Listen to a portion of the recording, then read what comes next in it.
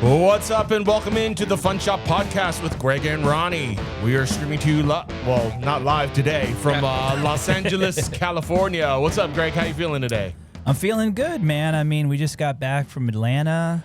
I was going to say I'm tired, but I don't think I have any room to complain since you were stuck at the Atlanta airport all day. Yeah, that wasn't too bad, like when it was all said and done. But yeah, 10 hours total.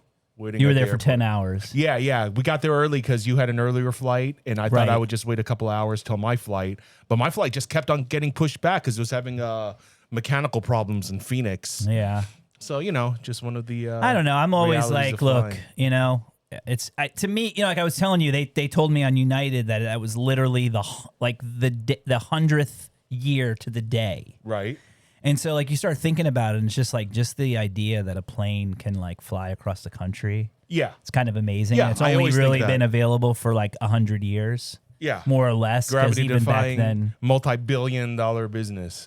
Industry. Yeah. It's not even a business, it's an industry. Yeah. We do have a guest today. John Miner is here. We'll show John. We'll show John. Hey, John. Wearing a cool Mr. Gasly t-shirt. Yeah, from the Ghastly Ones. Oh, nice. Yes, the surf band. Very cool. I mean, you're going to be. I don't know. I guess we'll just start talking about. I don't know. It's your show. Go. Would you say it's a punk band? Or, what do you? Okay, that could be interesting. Band. Like, so what do you like? What's your kind of vibe? So like surf music. Would you like? What do you consider like the first like surf rock band? In my head, it'd be the Bel Airs. And that was what year? I think 60.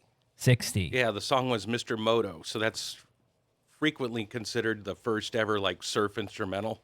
Okay. Because it had the feel of riding on a wave, and then Dick Dale came along, pretty much at the same time, but his popularity got really big, and he really like defined like the surfing sound, because when he played guitar, I mean, he was a surfer, so he thought in his head, but also too he was of Lebanese descent, so he took like his parents' native music and translated that to the guitar, and it interesting. That's became really cool. surf. Huh. And then I can see that. Yeah, and then I guess surf then sort of morphed to garage, or was that kind of around? Would you consider like that was just a subgenre of garage? Okay. If you go back in time, trends were like seasonal things and everything. So the whole surf era of surf instrumental, that was like 2.5 years. Oh, wow. Okay. And then what happened with that was, the Beach Boys came along, and then, the vocal group Surf Sound was the thing because they had big hits and everything. And the instrumentals died out because all the great guitar players were sucky singers, especially here in Southern California. And then the Beatles came along and then blew everybody out of the water, got rid of all the crooners, the teen idols. Instrumental rock and roll period was just dust. The Beach Boys survived, and they're on the same label, Capitol, and so they both stayed, at the same level. And the Beatles brought on the garage rock era, because I was friends with Sky Saxon of the Seeds. And, when he wasn't being a crazy idiot, he would sit down and talk to us about things. And we said, it's like, oh, that was a good conversation. We were talking to Richard Marsh, his real name. He wasn't Sky Saxon at the moment. Right. So, like, he said that when the Beatles were on Ed Sullivan, him and everybody else in that scene, because he was here in Hollywood as an aspiring rock and roll singer, like almost like a Ricky Nelson type of guy, stylistically. And he said, when he finished watching that program, he knew it was over. He's just like, I got to go out and find a group. I got to form a group. So the group dynamic came along. So you had all these like kids and everybody else saying, oh God, these guys with Beatles, and oh God, we got to quit cutting our hair now. Oh, and we got to form a band because, even the bass player has an identity. His name's Paul, and the drummer, his name's Ringo. But when the guys in the band were just a band, they were just like workers. Right. It's like nobody ever knew who like Elvis's drummer was unless you were a drummer. So Look at me. yeah. So Why is he looking so at yeah, me? the, I don't know. I just figured, Yeah. like, what if you knew? Yeah, I know. Maybe if it was Chinese. yeah. So the garage rock thing came from the group dynamic. So basically, what it was all these like young kids all over the country trying to imitate that group sound and do something with it. And just like when punk came along, it's like, gee, the Ramones came along, but the Ramones were trying to play bubblegum rock. They weren't setting out to do this hard, crazy music. They were just an inept bunch of guys, and they were trying to be like the Archies or Ohio Express or anything. They just did a piss poor job at it and made their own sound. So that was the whole thing with the garage rock groups too. Before them, it's just a bunch of people trying to imitate something, but like it kind of comes out wrong. Or different. Yeah. Yeah. No, it's cool. I just wanted to hear your perspective because, I mean, so if people that don't know you, so John and I, we've been friends pretty much since I've moved here. I think we met online at an estate sale. Yeah, And right, you had actually right here around, in Highland Park Yeah, by oh, the really? Denny's. Remember that? It was right around I mean, the I corner don't remember from where it was, but I just Denny's. remember us chatting, and I guess you had recognized me from online, and I think Yeah. I just got my dog back, got Romy back, and you were like, "Hey, I'm I'm glad you got your dog back," and then, we started talking and stuff, and then became friends. So you're like born and raised in Southern California. Oh yeah, like from the San Gabriel Valley. Yeah. Grew up right on the border of Temple City and El Monte. So you want to talk about suburbs? There's it. Yeah, typical. Yeah, and it's funny, when I found out you knew him, I was like, John Miner. I'm like, dude, I had like an English class with you at PCC like in like 95 or something. Wait, you took English from him, or you No, were we in the were same we class? were in the same Yeah. English. We were in the same Oh. English class like back in 1995. Oh, now I know where English is so good. I took it in college. Well, you didn't have the fortunate occurrence of having a history class at PCC with the one and only Rodney Allen Rippey. Oh What? no, I did Yeah, not. You did? Yeah, that was around that same time. That's crazy. He Whoa. was older than us. Yeah, obviously. now that you mention it, Yeah. I think I've seen him on campus. Wait, but so like it didn't. Rodney Allen Rippey taught you history in college? No, he was a fellow student. Oh, he was a student. Yeah, because I heard that Oh. name on the roll call, Rodney Rippey. And you were like, And I just like asked him in the hall, and I'm like, by chance, and he just cut me off, and he's just like, yeah, I am. yeah. Yeah, take life a little easier. It's like, And That's I think awesome. when I think back, it was more interesting because we have a friend in common, Darwin. oh yeah, Darwin. Yeah, My Rodriguez. former bandmate too. Yep. Yeah. Oh yeah, that's right. I was in Noise and Motion with him. That's right. Yeah. Oh my gosh, that's amazing. And I think he's up in Seattle now, like making custom choppers or something, like doing crazy shit up there. Yeah, owns a house, and he's still doing that like 1 to 3 person intense like noise rock. Yeah. Yeah.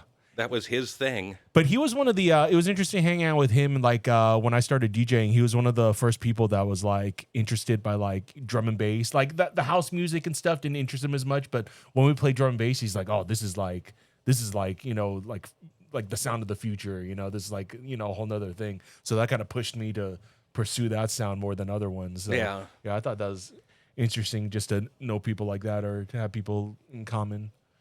Yeah. Well, I think it was like when you mentioned, Pasadena City College. I mean, here in Southern California, I mean, when you relate to like art and music and stuff, it's community colleges were like this incubator of it because you'd go there after high school because you're like, oh well, what I'm going to do, or Yeah. I'm not like going straight into a university, and so you end up sitting there and you end up by the mirror pools and seeing people. Oh hey, oh what do you got on your shirt? Oh yeah, I like them too. Hi, I'm so and so. And introducing yourself and being in bands with people and Yeah, that's a it's one of those. I guess that I don't get nostalgic. I mean, well, look, I kind of we sort of all deal in nostalgia, right? Yeah. So it's sometimes hard to get nostalgic, but there's something to be said. Like there was really a cool time where to really kind of meet somebody cool. It was like based on like the shirt they were wearing or like a sticker on their car. Yeah. Where you would like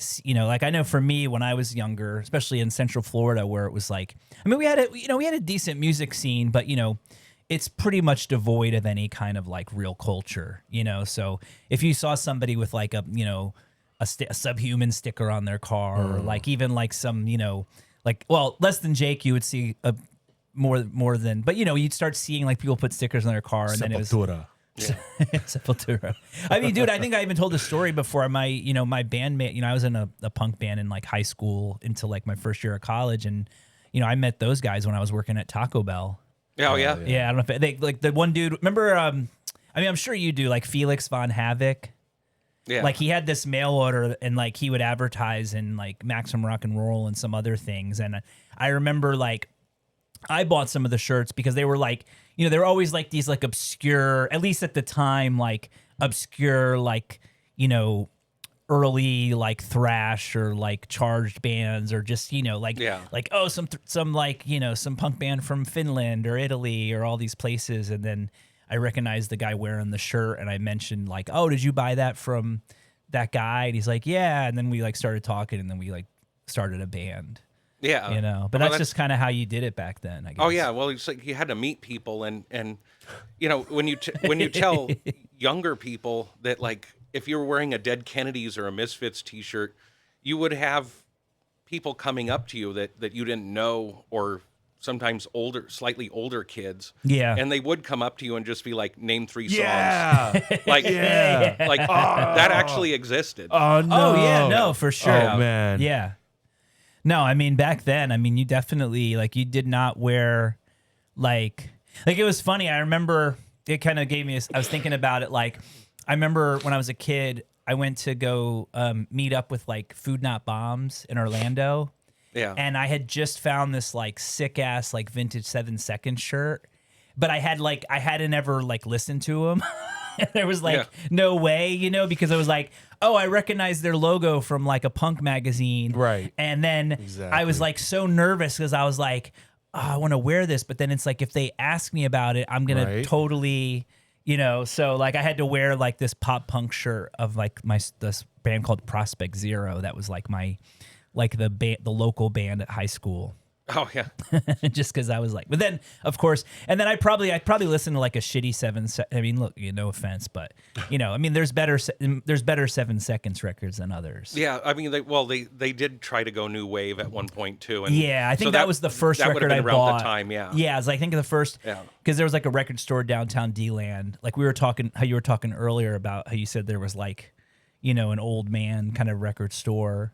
In the 90s around the corner. There was a similar place in D-Land called Side One, and the guy had opened it in the late 70s. And then, by the time I got into punk in like the mid 90s, I started going there, and he would have records that were like still like marked the same price from like the early 80s. Wow. So but he was such a burnout that he'd just be like, oh, he's like, that's probably my original price tag, but it's okay. You can have it for $8 or whatever. Oh, good. Yeah. At least he was cool that way. No, he was cool. He was eBay. cool that way. Yeah. But so what got you into? Were you always into? Was music? Like because now you're basically a full-time record dealer. Oh yeah, I mean But before that, you were also a screen printer. I mean, you are still a screen printer. Yeah. You're an artist. Yeah. Well, let's see. God, going way back, it's just like, So I printed for Richard Duardo, printed for Shepard Fairey and Retina and blah blah blah, and all the famous artists of the graffiti scene here in LA. That's cool. Yeah, and did that. So I was a lifelong screen printer since I was in high school, and fell into fine art screen printing by working with Richard Duardo and stuff, and did my own thing. Did like 200 concert posters of my own. Like there's a lot of stuff of mine I don't even have a copy of. Wow. And that's interesting. Yeah. That started in the 90s. So the music and the art thing kind of like just crashed together because, I didn't think I was the type of person that was sophisticated enough to just be like, oh, I'm doing just art, when I was younger. I liked punk music and I liked graphics. And why I got into doing posters and flyers when I was in my late teens was the bands I liked didn't have like nice like concert posters and flyers like Frank Kozik or Coop was doing at the time, but because I thought like, oh well, the bands I like, they need some good graphics, and you talk to the bands and would say, oh hey, I want to do some print work and some design for you. What do you want me to do? Oh, I don't know. What did you do it? So it's just like, I'd find an image, and I was really influenced by Frank Kozik at the time because it was just like him and Winston Smith sort of legitimize that like collage and allocating things being real art, you know, other than, you know, Warhol, Right. like in the modern era and everything. And if you just open a book and it's like, whoa, look at that crazy picture, and then go Xerox it, cut it out, put it on a flyer, put it on a poster, and then find another crazy picture and pair it with that, and then, you know, open a book, copy some lettering, paste it together, and not use the band's logo. I hated that. I think Fear was one of the only bands I ever used their logo. But so anyways, well, screen printing and the music part of it is like, I was always just this kid that was into music and stuff. Of course, like heavy metal when I was little, and then I got into punk, and I got into record collecting and other music by actually going to the Pasadena City College flea market, like at the Yeah. crack of dawn. When was that? That was like in the late 80s? Yeah, that would have been around 1989.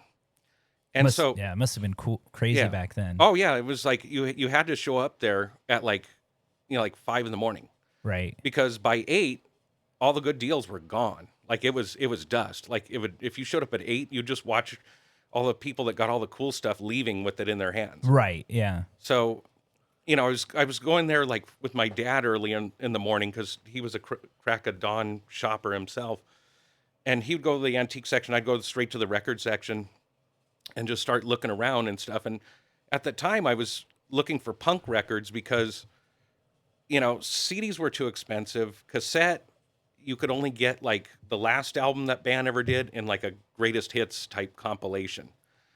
And so, you know, I learned that, okay, I got to buy this stuff on vinyl. So I, you know, started going to the flea market there. And at that time in the late 80s and early 90s, it was pretty amazing. Like, you would be sitting there looking for like Cramps records, and you'd hold one in your hand. You look up, and there's Lux and Ivy right there. And I got to talk to them a lot and everything. And I still have like 2 VHS tapes that Ivy made me. You know, oh, hey, you're a nice kid. We made you a tape. You know, and it's like, well, the Cramps gave me a VHS compilation of like garage rock clips and stuff. Oh, that's awesome. Yeah. So you'd go to the flea market, and you would like, you know, be buying records at the crack of dawn, and you'd look over, and it's like that older guy sitting there at a little card table at his friend's booth, like selling bootlegs of rockabilly stuff. That would be like Ray Campy. He's like sitting there selling bootlegs of his own music, because he was one of the pioneers of rock and roll. And Don Bowles from the Germs used to sell with this absolute fucking Satan freak, John A.S. Nile. Yeah, I mean, to want to talk about creepy, there was him and John A.S. Nile and a couple other guys that were just like, you'd do like, okay, are we gonna go to their booth? And they're just like, you'd look through their records and stuff, and then you'd start talking to them, and it would just be like, you know, it's like just this like weird shit. Right. And it's just like, I'm just shopping for records. Yeah. Yeah. I mean, fucking freaks. Where are the Satanists these days? I don't know, man. I think that whole thing fell apart. All we get is Ask Coop. Yeah, probably need to ask Coop. Yeah. all we get is Helmet Head. Yeah. Oh, yeah. Helmet Head. Do you ever see that guy? Oh yeah, At the yeah. market, the I Helmet Head? saw Helmet Head this last month, and his style sort of changed, and sometimes he's not just Helmet Head, he's like a marker beard. Yeah, Oh, I've wow. noticed that. He sometimes like does the marker beard. I still want to know like that guy's deal. I mean, one day. I've never talked to him, but he's been doing that since like I was a teenager. Oh, so you've seen him even Yeah, back then, uh-huh. and he still had the hair? Yeah. Yeah. Weird. So it wasn't like so he's been doing that a long time. Yeah, but it's gotten more extreme over the years. Well, of course, because Yeah. he probably actually had. I mean, who knows what's even under there now? Yeah. Yeah, Like- yeah. For people that don't, so there's this guy. I think we've talked about him before. Yeah. I think Yeah, he's just like he looks like those it's like a GI Joe, Yeah. like with the hair. or so. Without the flock. Yeah. Without the The flock. flock. or hair, but- Devo, new traditionalist. You know, Yeah, those yeah, like yeah, those yeah. like wig, That's what I was wig, thinking of, wig yeah. hats. Yeah, The plastic wig hair. hats. Yeah, yeah. But not as like defined. Yeah. It's like no hair. Yeah. I noticed actually recently sometimes he wears a hat, Oh. and so maybe he just doesn't want to do his thing, or maybe it like cracked or something. Yeah. Helmet Hat Head. Yeah. I Helmet don't know. hat head. I don't know what that is. It's just like a wig or something that he keeps styling with like shiny black stuff Yeah. and paint, or I know. Shoe polish. And I don't, no you idea. know, and it's like I don't mind. I don't like to talk about people, but Yeah. you know, I also know that he's like he's really mean, and he's also a thief. Oh yeah, that's what people So said. that's He's, what he's a people total say. asshole. Yeah, so it's not even like oh, this guy's like this sweetheart, and he has like his head looks like No, it's like you know, fuck helmet head. fuck helmet Yeah. head. Yeah, no, he's rude. Yeah. He's like the type of guy that will he'll if you're looking in a box, he'll literally reach in front of you, Yeah. and you have to you know. Say, hey, beat it. Yeah, I want to take like a little. I just want one time. I just want to take a hammer so I can just like crack it. Yeah. It's just so crusty. Right. So yeah, so PCC, and then did you? And I guess you must have went to Rose Bowl too back in the day, right? Or not as much? Yeah, not as much because, you know, it's Rose Bowl always had the reputation of like, you know, the people would take the same stuff to that market and it'd just be more expensive because it's Rose Bowl. Gotcha. So Same story. yeah. Oh, same story. What other like markets were good or better? Well, back then, let's see. Well, if you go way back, there was actually Glendale Flea Market used to be one of the Oh. top 3 before, you know, it became the most. Where but was that? That was at Glendale Community College. That was almost like a Rose Bowl or a PCC, but like a weird lower, like hillbilly level type Yeah.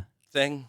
You know, where the vendors were a little more like mutants themselves, and you know, a lower rung on the ladder. But Right. yeah, yeah. But you know, even those people, it was like this place where if you took it out to that flea market and sold it, it was just you were trying to dump it. And sometimes Gotcha. it's like, whoa, you slipped up on this. Right. You know. Yeah. So yeah, but PCC was the main one for me. That was like Yeah, that and estate sales. of course. Right. Yeah, you don't. I don't think you go. I met you going to estate sales, but you don't. Yeah. I don't think you go to estate sales much No, anymore, right? Yeah, no. it's changed. I feel like it's changed a lot since we, you know, even what was that like 10 years ago when, you Yeah. know, we were going, because I just feel like, well, now obviously a lot of it's, you know, since COVID, a lot of that stuff's changed because, Yeah. you know, they realize and then you know, like I think you were the first person that kind of, you know, sort of broke the. How do you say it? Well, like literally you were like, hey, like these guys have like, you know, like you're the one who basically told me like a lot of the dealers, like you invited me to pre-buy at a sale. Yeah. And then I was like, and then the first time I did that, I'm like, why am I going to any of these sales anyway? If like, Yeah. you know, they're having people pre-buy, because, you know, the odds that you're going to find something, you know, especially now that, you know, there's so much stuff. I mean, you could still find stuff, but I think for me too, I realized a lot of the guys who were buying stuff were then just selling it at the flea market, Yeah. you know, and not for that much of a markup, you know, at some time. So Oh, yeah, I was so just like, let well, them do the work. let them get Yeah. there at 5 in the morning, 4 in the Yeah. morning, fight with people about the line and, you know, all that stuff. But I will say, you know, that was a fun, you know, because in New York City, at least I never really had, and then in Florida, like we never really had estate sales. Like whenever I heard estate sales, it was always like some like scam where it Yeah. was like, you know, they still have them here where like you click on estate sales and you click on it and it's like, it's in some warehouse and you could just tell Yeah. it's like, you know, who knows this, you know, Yeah. you But know. but I mean, growing up here, it's like I kind of saw a little bit of a golden era when I was really young with my dad, where you would go to an estate sale in South Pasadena and it was kind of cool but kind of weird, but the sale would open up and it was just like the people had just left. Ah, Like there wasn't. Sometimes they would stage the fancy stuff right. and the expensive things on like a couple of tables, but the rest of the whole house, like if you open the underwear drawer, there was the underwear in there. Right. Like you just dug through everything. yeah. And that's what the people that ran it did. I'd pay extra to be able to dig through the underwear. Yeah. Yeah, I mean those are the houses that I always liked. I mean, once in a while, I mean, I'll end up at a estate sale here and there, but those were always the best where it was just like, you know, they couldn't. I mean, I guess too, coming from an era where like when I moved here, I guess it was still like there was an app Yeah. even 10 years ago. So, you know, before that, Oh, you open the penny saver. yeah, penny Saver in Yeah. the local paper. Yeah. And I guess if you wanted to have a real advantage, you would like find the donut shop where the paper went out an hour earlier, or 7-Eleven. Ah, People did that. interesting. You know, like the people that bought guitars and Uh-huh. flipped them, and the car guys too, the same thing. They would always scout out like, okay, which which 7-Eleven gets the paper first. Like they would sit there and figure it out, That's or really or funny. talk to the clerk and say, "Oh, when do they drop off the LA Times?" Wow. Yeah. So you just And you take get the freshest donuts. yeah, Hey, I have a quick question about PCC Flea Market when you went back in the day, because they didn't have the parking structures and the parking lots were different. So where did they have it when you went? Like, was Well, it? yeah. Okay, you're making me think now Yeah, because it's a real interview. yeah, that one parking structure on Hill that was that was still in the 90s. Remember that was Yeah, late, I wasn't. It was already finished when I came in '95. yeah, because that was in the 90s. But well, okay, you know where the flea market lots were? They were just the two lots on Hill Street, Uh-huh. and that was it. So the thing's actually gotten bigger. So it was just those two lots, and then the record section used to be in the alley behind or below the tennis courts. Uh-huh. Yeah, I mean that's why it was such a freaky thing, because you were like isolated and everything, and that's why you had like weird satanic guys selling like bootleg VHSs of like John Wayne Gacy, news clips and stuff like that. Yeah. I was gonna. No, there was like a little noise in the microphone, so I was. Yeah, I was I'm trying to think if there's anything to do. Why don't you just tap on your microphone for me? Let's see. Yeah, Hello. tap it hard. No, like with your whole. Yeah, okay. Yeah, maybe that'll fix it. Yeah, I don't know. You think that's it? No, I don't know. I don't know what it is. But yeah, just keep going. Okay. Sounds a little. Yeah, it sounds a little robot-y. Yeah, Yeah. just keep going talking. Do you want to? Can we pause it? Maybe. No, you don't. No, there's no pausing. But I have another microphone. Yeah. All right. I'll talk for a little bit. Right. Because Yeah. it seems like a little. It seems like a little. It's okay. Yeah, we're gonna start a new one. Yeah, just keep going. I guess while Ronnie is we're fixing done. the mic, I'll We're good. We're good. Okay. Okay. Yeah. I just Yeah, because I hear a little something in there I too. started hearing a little something, and then did I. Don't trip. and then Just do your thing. I don't know how much I could do. Yeah. I don't know. We'll No. All right. Look at that. So here you go. So Hello. Oh, that's better. Yeah, that's better. Okay. It's like, man, this. I don't know how many bands have you roadied for. That was pretty quick. That was pretty quick. Well, I have two microphones. So if this Yeah. one doesn't work, you and Yeah, Greg no, can share. that's good. Oh, sorry. So let's finish on the where was how was the flea market set up before the current market? Yeah, it was in just those two lots on Hill Street. Like that was it, and then the record section was in the alley below the tennis courts, and there's like this alley there, and it went off a little bit too, and yeah, and there's a couple vendors that are still on that lot that I remember when I was a kid, and Yeah. they were like probably like 50 years old then, and I don't know how they're still alive. Yeah. No, it's funny because like sometimes I haven't been in years, but my market when I was a kid there was a Wednesday morning market at the fairgrounds in Central Florida, and like it's like D-Land, but it was like the Central Yeah. Florida Fairgrounds, and it was Wednesday mornings, and yeah, when I still go there now, I mean, even a few years ago, like I would see guys that I saw like around the same era, like the late, Yeah. like early 90s, like that are still just like, I'm like, man, like what, it's crazy. I mean, but hey, I guess that's just the life. You get kind of into it. I mean, so because Ronnie was asking like, so you sell at PC, you're a regular at PCC. Yeah. You're a At regular at Pierce. at Pierce College. Yeah. And then those are the only markets you do. No, I do. I'm saying you don't do like Long Beach, and you don't do Rose Bowl, No. and you don't do Torrance, and you don't do any of the other. Now Torrance is on the same day as Topanga. Right. Rose Bowl, every time I call, like they try to sell me a $350 space, Oh, jeez. and I'm like, nah. F that. Yeah. Yeah. So I just do that, and I do a couple of small events Yeah. during the month, and God, some of these weekends, it's just God, I end up selling like at 2 events.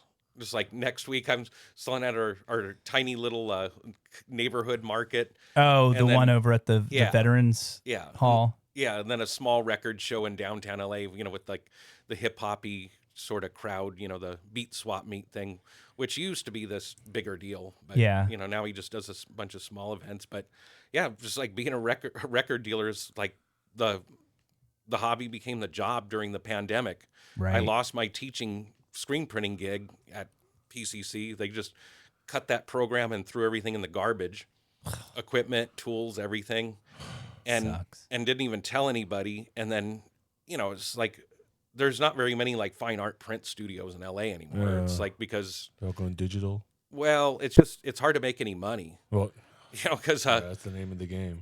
you need a certain amount of space to like print pieces of art. So it's like that market's all moved out of there. So well, during the pandemic I started like just selling things, thinking to myself, it's like, oh, this little side thing became the my main source of income. Right. And I guess I was good enough at it because I was this geek little kid and they're like, you know buying records from weird satanic guys and talking to the Cramps and talking to Ray Campy at PCC and Don Bowles from the Germs sold there. Billy Ledges from Mad Parade, they were a Covina band. You'd see Tony Adolescent there too. So Yeah. so I was like, even when I was really young, like still like in 8th grade, like I would go up and talk to like Don Bowles. Like the first time I saw him selling there, it's like, oh my God, that's Don Bowles. Like somebody told me who he was.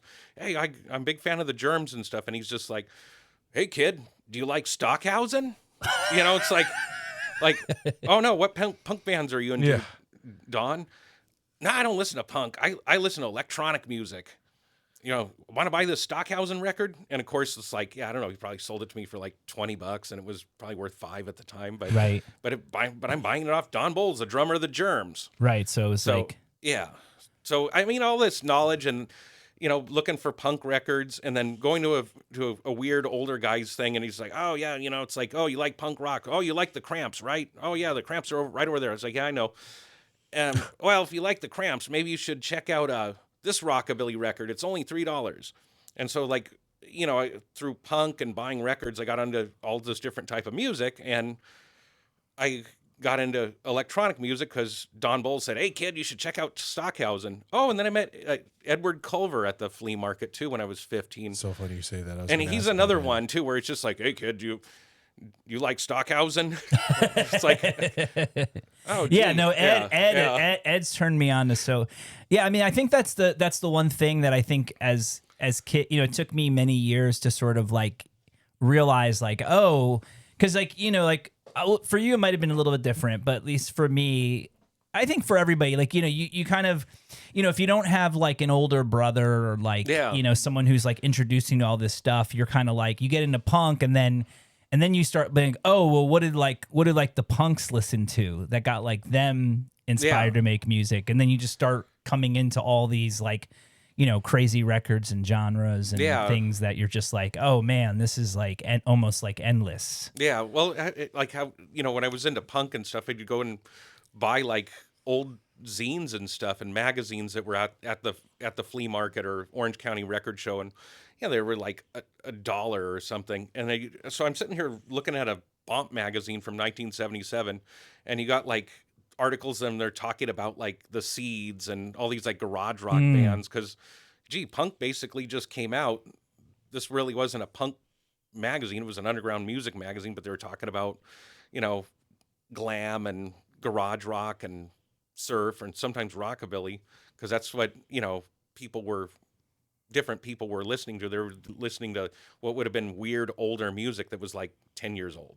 Right. So, now I'm that guy. I'm like, sitting there, it's like, some cute little hipster girl that's like 20 years old has like, the Fleetwood Mac self-titled in her hand. And I'm like, hey, do you realize Fleetwood Mac was a 3-stage band? Oh, so what do you mean? I said, oh yeah, they started out as a British blues band, and they had this brilliant guitar player named Peter Green, and and then they got Christine McVie, playing keyboards and writing songs, and so they were a Yeah. little different.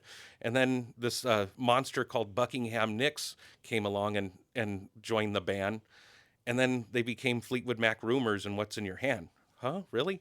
Said, oh, here's Penguin. Here, this is only $8. If you don't like it, you keep my price tag on it and bring it back next month. And and she'll come there and sing, oh yeah, like I liked a few of the songs off there and everything, but yeah, I looked online and that Christine McVie era is cool, but all the stuff before that, I just don't get it, because you're a 20-year-old girl and you don't understand blues because you're not from that world. Right. So, but then again, I taught her about she likes the Christine McVie era of Fleetwood Mac, the middle period. So anyways, I turned into that guy. Yeah, no, I Yeah, think that's a good so- guy to be, though, No, because that's great. I didn't know about all Yeah. that. yeah, no, Yeah. I mean, look, I'm going to gash up a bit, but, I think the one thing, it's funny because anytime, obviously now I don't really deal in records, I mean, I find them, but I don't like to deal in them because, I mean, I learned the hard way that record people are kind of like nuts about condition, and you have Yeah. to, I mean, the one thing I did learn, I don't know, it's kind of a lot, but I mean, I think I learn to grade conservatively just to, put yourself in like, I'd rather say it's like, I'd rather somebody get a record and it's better than I described it. Yeah. But, yeah. yeah, I mean, look, man, I think like the way that you do it is like I don't say the right way, but it's like the best way to do it because, honestly, at a certain, you gotta sort of keep people interested in buying like analog media. Yeah. And granted, I mean, we live in a crazy time where, now records are back at Target, Oh yeah. and yeah. you can buy record players there too. So I don't know, like what, I guess like, what's your sort of like, take on like the current like record vending scene, like from stores to just dealers? Like, is it oversaturated? Is there too many? Will there never not be enough? Is the good stuff like becoming harder to find? Well, yeah, I mean, it depends on good stuff getting harder to find. Well, it's just like what people call good stuff changes all the time. I mean, Right. I'm selling things for $10 that I would have put on the curb 5 years ago. Right. Yeah. So, literally, well, yeah. Even you telling me you selling like Billy Joel records for $15 seems crazy. to me. if they're like in the shrink wrap and Oh, they're, okay. and they're like perfect, yeah. But Everyone I'll loves take that skull 12. front. But yeah, a Billy Joel album, it's just like that would have gone straight in like Piano Man. a $2 bin, right. Yeah. years ago. But and when I was a kid first shopping for records, I mean, that wouldn't even have shown up. Yeah. Like that would have been just like put in the trash. Yeah. Right. But there's shops all around. I mean, I don't know. There's a couple here in Northeast LA. Like Cosmic Vinyl. I'll recommend that place to people. Arroyo Records on York Boulevard. Mm-hmm. I guess if you want to spend some money on some really super hard to find hard rock, you could try Permanent Records. Sure. And Record Safari and Los Feliz, because all the it's like all the flippers shop at Record Safari. Get there at 10 in the morning when they put the stuff out. But yeah, they do. No, that guy price is so liberal because there's just so much stuff coming through. Yeah. That I mean, there's good stuff popping up all over the place, because the thing is, it's like people like our age we're getting to the age where we're just like, oh, I got this 20 years ago. I've listened to this twice, and that record that somebody's been looking for their whole life, it comes out of my collection, goes back on the market. Right. The original punk rock people are getting to the age where they're senior citizens. Sure. So, all this punk stuff's popping out that has been in people's collections since I was in junior high. Right. That was bought into somebody's collection then. Things change. Used to all be about like doo-wop and black vocal groups, used to be all the valuable records. It's like there's stuff that was $100 when I was a teenager that would go straight in a $5 box. And 2 months later, it will still be there.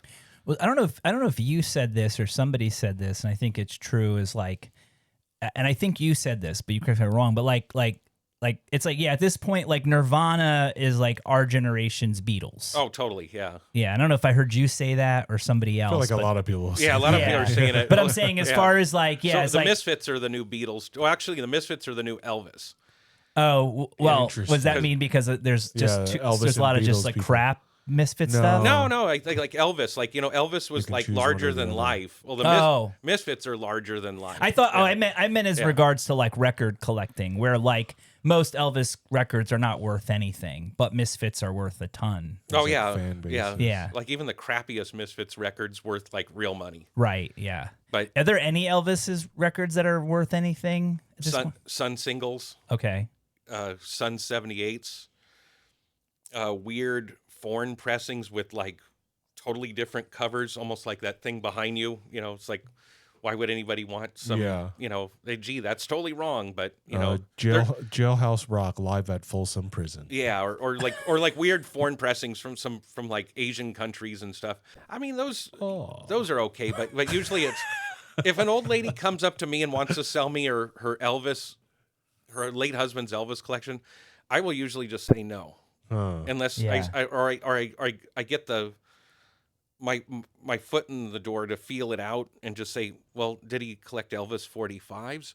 Had he been collecting Elvis his whole life? Because Elvis collectors, people say, oh, my grandpa was a big Elvis collector. Well, he wasn't a big Elvis collector until 1977 when Elvis died. Right. Because that's when Right. most people are, oh, the King's dead, and oh, this collectible, oh, I went to a yard, so there's Elvis records, and most people Right. really started becoming Elvis collectors when he was dead. Yeah. So that's like same thing with Nirvana too. Yeah. There's all these people that they weren't into Nirvana. They were listening to like Power 106 and Right. booty music. Oh yeah, I mean, by know, time yeah. Nirvana, by the time I even heard Nirvana, like they didn't have that many years. Yeah. like they had already been playing for like,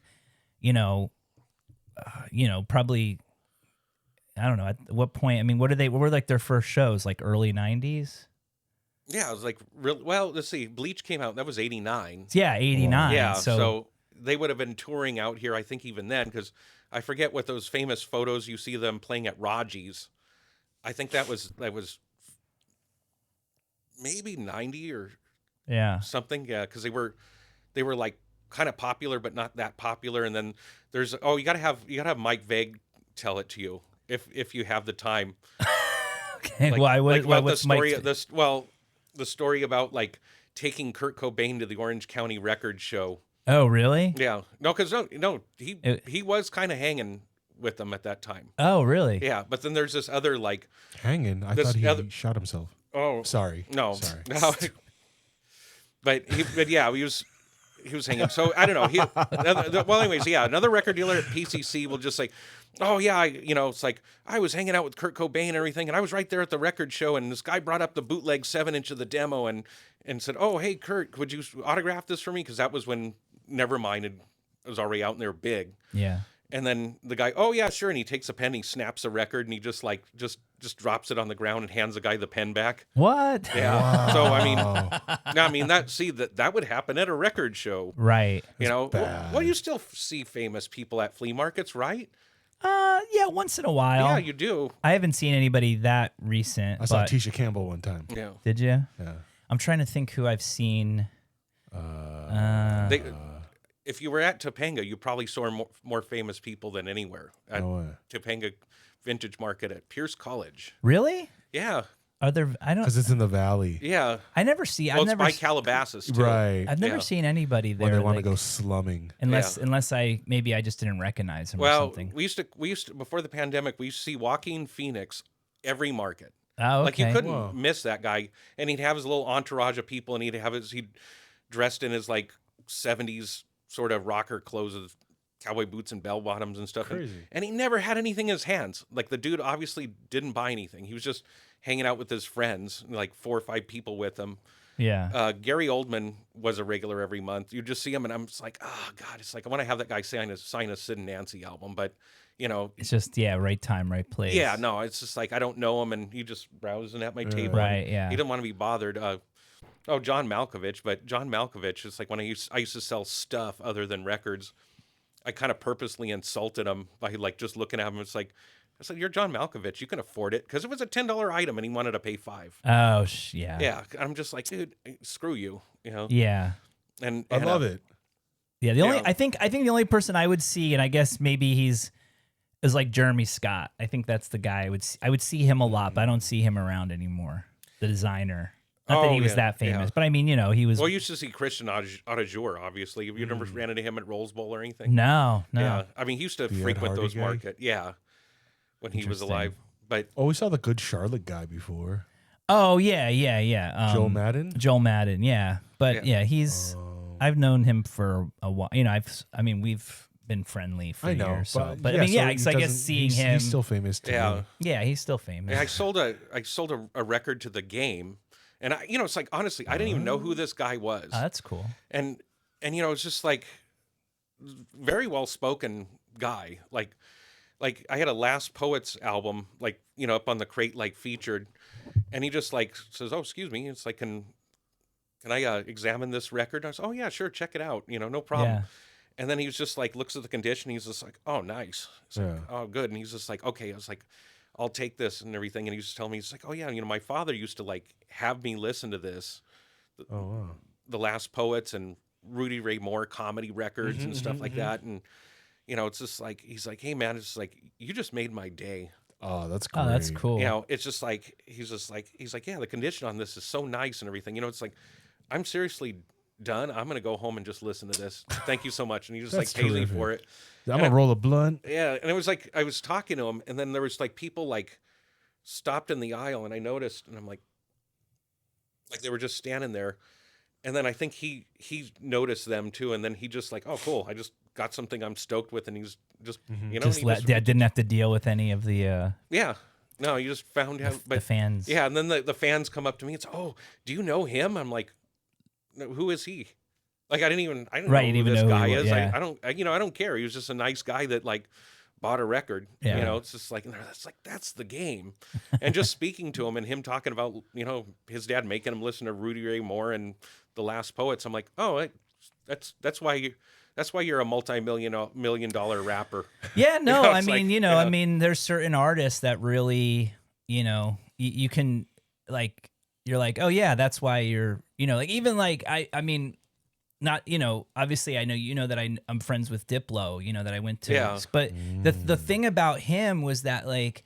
When I met him, like he was so in, he was always buying records. He was always he was always looking for stuff, and Yeah. and it was one of those things like he's so good because he's just like in love with music. He always has been, and he's always just been, into like finding like, weird stuff and creatives. And I just think those always make like the best artists or ones that just like yeah, I wouldn't have had a career in like art, printmaking and stuff if I didn't really like love it and want to like immerse myself into it. Sure. I'm making a living like selling fucking records in LA. I mean, this city's goddamn expensive, and it sends people in droves with their tails between their legs every day, and I'm like selling like old records and stuff, and not, I don't even have like a table of like, oh, the rarest of the rare, and it's just like, you know what, Billy Joel and Fleetwood Mac is paying my rent.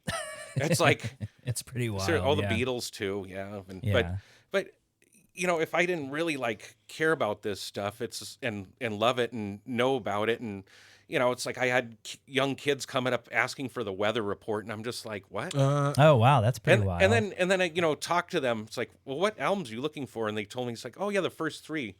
I had never listened to the weather report in my life, but other than, when I was a kid, you sit there at the dentist and you hear like that lame music playing and it's like elevator. No, music. I remember here. I mean, Yeah. I remember listening to a couple of their records, early records, and being like impressed. But they're like weird. Yeah, they're very weird. They're weird, like soft, smooth, psychedelic jazz. Yeah. And so, I talked to the young people that were asking for them. Yeah, jazz fusion. And I listened to them, and I'm just like, whoa, dude, this first Weather Report album is like, this is really trippy and bizarre. And I was like, okay, I could see that. I'm like, whoa, the Weather Report used to be trippy and weird and bizarre. But then I'm like, oh, wait, Columbia Records, I think this was the same year they put out Raw Power by Iggy and the Stooges. Ah, okay. So, it was something at the time. It was, whoever was doing A&R or Yeah. just the type of stuff. Yeah. Just looking. So, yeah. It's just like during the pandemic, there was somebody in the neighborhood willing to give me, it would about 3 pickup truckloads of aftermarket hot rod parts that were from the like 70s and 80s. Oh wow. And I'm just like, okay, most of them are small, and so I could eBay those and this and that. But how good would I be at selling aftermarket hot rod parts. I mean, honestly, it's like the only thing I could care less about cars. It's like unless I get in the car and it starts and it doesn't break down and it gets me to where I want to go. Yeah. That's as much love for cars as I have. Right. You know, so Air conditioning is pretty good. yeah, that's okay. But you know, I never had the luxury of didn't have the luxury of that in most of my vehicles. I feel you. Yeah, But, I don't think yeah. I did until I was definitely not my first couple cars. I was born with a silver spoon in my mouth. What can I say? Oh, right in the AC. in the Lexus. Sorry. Yeah. I started to cut you off. But Lex, I don't know. I Yeah, just feel like yeah. your parents having a Lexus. Did they? Grandparents. No, my parents are they're Hyundai Mercedes? people now. No, we never owned a Mercedes. My No? dad had Beamer for a while. Okay. Yeah, until he got all the speeding tickets and got his license revoked. Sorry. oh what? Sorry, I didn't mean to Damn. cut you off. Are you sure Going on you the should be tangent. saying that? Saying that on Yeah, there? it's old news. It's Okay, old news. okay. Yeah. Yeah. He's already been prosecuted and Yeah, served his yeah, time. it's been done. Okay. Well, there's not going to be any family members watching this that are, you know, going to meet up at the holidays and they're going to. Nah, No, our family, They're our gonna family tear you don't watch this. They're No, very you- disappointed in Oh. YouTube doesn't have subtitles in Chinese. So Oh, okay. Okay, so you're not going to disgrace anybody. No. Yeah, because you know, growing up in the San Gabriel Valley, it's just like, you know, there was certain things. It's like, don't tell anybody. They all know I'm Yeah. the black sheep, so Yeah. it's it's nothing new. Okay. Yeah, I'm sorry for taking you off track. Huh? No, What? no, What? no. Sorry, Where am I at? We're just we're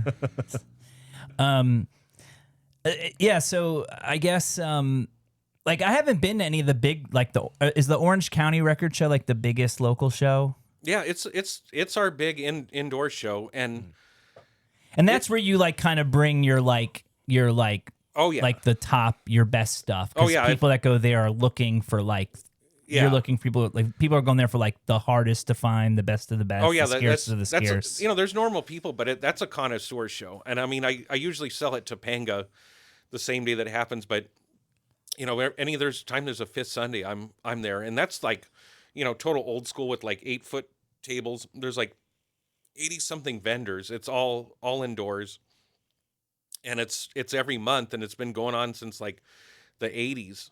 Oh, I didn't realize it was every month. Yeah, it's Oh, wow. every month. You know, I mean, that's one thing too that is when it comes to collectibles and, you know, for buying and selling, it's like we are so fortunate here because it's like we have how many markets that are the same weekend every month, but you know, that's the thing is even when I go to, you know, my wife's from the Metro Detroit area, when we go to Michigan and everything, people are just like, oh, this flea market is like an annual thing, or this market's like a record show, and it's just like, well, if it's an annual thing, why don't you have it every month? You know, that there's good weather, Right. and yeah. not have it in the winter. But it's just like, nope, that's how we do things. Yeah. You know, but here it's just like, dude, it's like there's like two events happening like every weekend. Oh, yeah. No, I mean, like, so are you doing that punk rock flea market this weekend? Oh, which one's that? Oh God, yeah. Or is like a rock and roll flea market? I thought I saw that you were doing, because somebody had hit me up like last week asking if I wanted to do it this weekend, and I just couldn't. Oh, it's not the Analog Outlaw one, is it? No, I'm doing analog. Okay, We are okay. doing analog. Yeah. Outlaw. Yeah. Okay.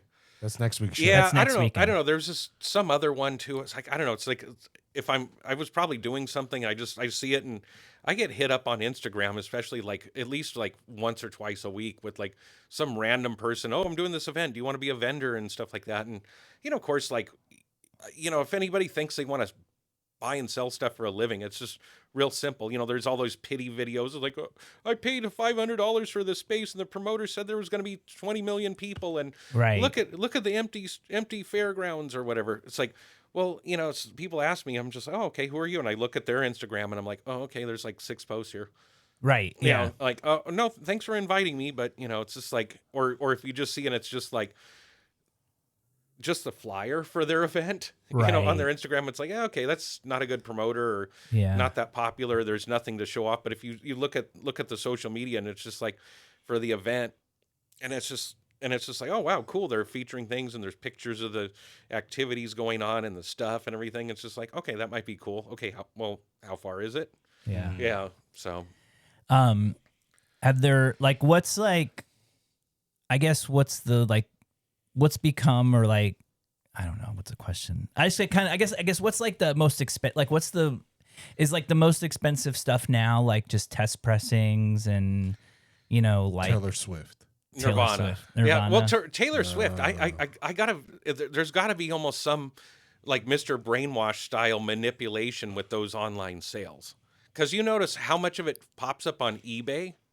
So there's flippers, obviously, Right. but there's still like you tell me there's no shortage of people on the other side of the fence paying thousands of dollars for a year-old record. Oh, I didn't know they were going for that Oh much. yeah, they're like if you look on Pop Psych or Grip Sweat, Right. that first opening page is always has multiple Taylor Swifts. Like I don't know, man. Some of that stuff does surprise me, but then I think about collectors and just how insane we can get, and I mean, not that I would ever get that insane for Taylor Swift, but I mean, like, I could see people, but still, yeah. But then there's got to be something. A lot of rich white ladies. Yeah, well, yeah, I don't know, or why do they give their kids that much money?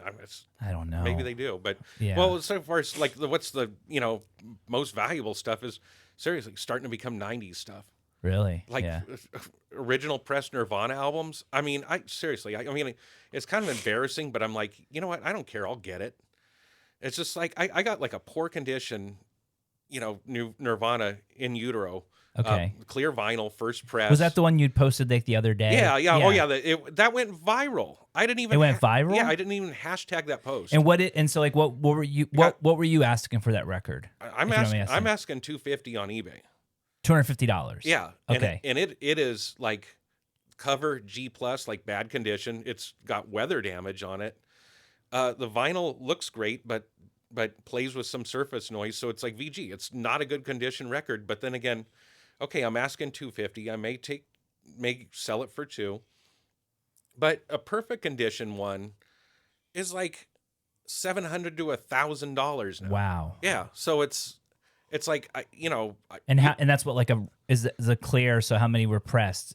Is that like even that at that time? I mean, that was a major probably album. still like 15,000 or Yeah, something. exactly. Something like that? Yeah, it's a huge number, but but it got scattered all over the world, and it's also to Nirvana. If there was some young person that bought the Nirvana LP, they probably still like Nirvana today. Right. It's like they still have it. It's not going out of their hands. Well, I felt like that, like for a while, and again, I think that's interesting because people are always like wondering like what's the next collectible or something or what's the next thing, and you have to think about, well, yeah, that makes sense because if people, especially like the 90s, if you were into those bands like Nirvana, Nine Inch Nails, Alice in Chains, whatever, you're still like you're not getting rid of those. Yeah, same thing with gothic rock and industrial music. 9 Inch Nails. Anybody that liked 9 Inch Nails when 9 Inch Nails came out, even if they don't have a record player and haven't had one for 20 years, they're keeping that album. It's in a box in the closet, but they're not in any hurry to get rid of it. They still love 9 Inch Nails. Yeah. But it's like with any collectible, it's just like it's a magic formula, just with like why the 90s records are getting so expensive. And there's even the lowest end of it, like the worst post Nirvana blow up Sub Pop singles from like 1980, 98 and 99. Oh, wow. Like Sub Pop, they by chance and just throwing shit on the wall, seeing what sticks, because they had a lot of money. They put out some 7 inches, some really like awful bands, like musically not good, but you couldn't give those records away. But today you can get $5 for it because some young guy was just like, oh, I just want to buy up all these cheap ones just to have as many Sub Pops as I can. I may not like the music. He's just collecting it. But see, that's the thing. It's like with like 90s music like that. There's the original generation still around. We're not dying. And or getting rid of our stuff. So there's not very much of it to get. And then there's a next generation that's all hot on it too. So it's just like there's 2 generations for the 90s stuff right now, both actively seeking it. There's the people like that are the age that, they were teenagers when it came out. They had a cassette or CD. They would just, I have a good job now. I want an original Nirvana Nevermind. I know they're pricey. It's like, because people ask me that all the time.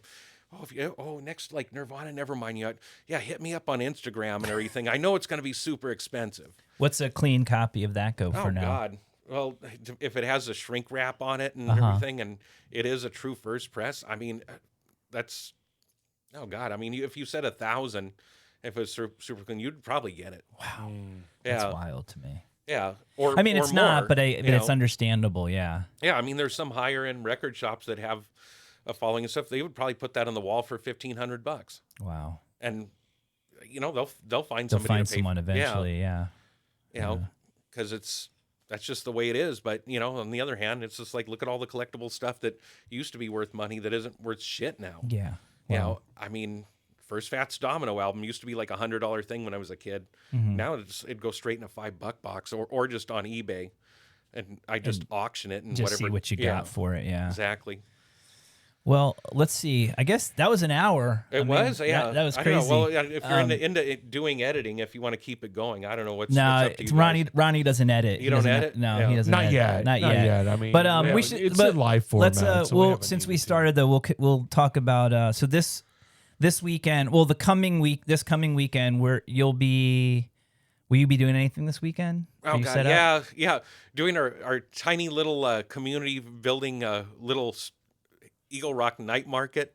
you That's know. on Friday night. That's on It's Friday. like a bazaar. And yeah, that's at the Vet Hall, or is that a different yeah. one? That's at the. Oh, I keep Or calling it not the Vet Hall, the American Legion. Meeker Legion. So Yeah. that's at the American. Okay, so you're doing Yeah. that on Friday. Friday, I'm doing the Los Angeles Record Fair, the smaller event, hip hop centric thing Yeah. at Arts District Brewing in downtown LA in the Arts District. That's kind of cool. I mean, you can go there and you have drinks and the food's decent, and they do actually have like famous DJs and people that are legendary hip hop people. Funkmaster Flex. Yeah, dude. Well, Funkmaster no, Flex actually, night. this Sunday they have a Chris the Glove, Dr. Dre's DJ. He's Oh, okay. that big, That's tall, cool. like 7-foot guy. The Crazy. Glove.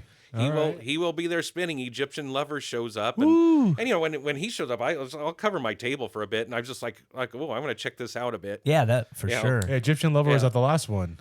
Yeah, it was the there last was a- one, and then Lonzo showed up a couple of times too.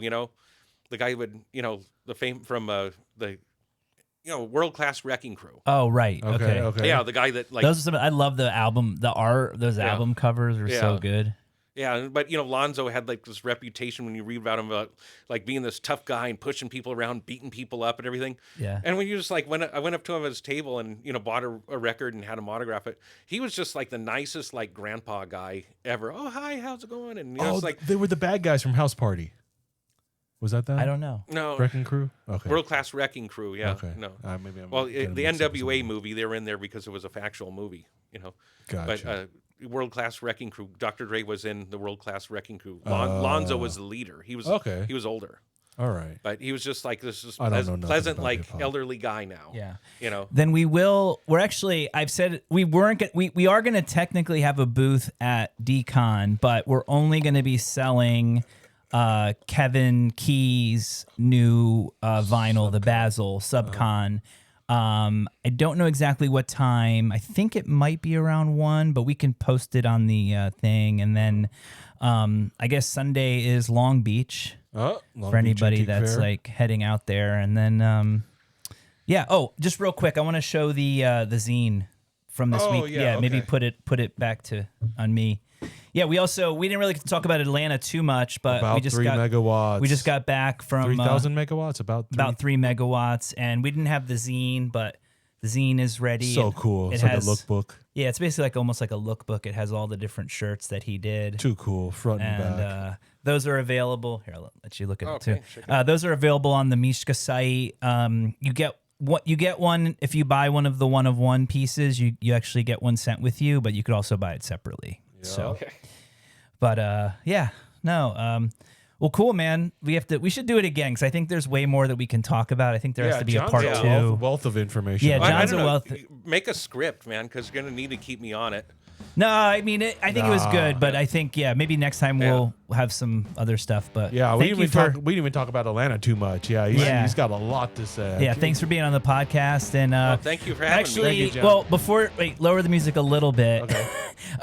So if you're watching this, we're not live; it's pre-recorded. I think they figured that out already. And then Yeah. next week we'll also not be live. We're actually going to have Analog Outlaw Crew on because that's going to be the next weekend. So Yep. again, we won't be live, but the show will air at 5 p.m. on Wednesday. So Yep, we'll have it up. like, subscribe, hit the bell button so you know when we're got a new show up. And yeah, thanks for checking us out, everybody. Thank you. Peace.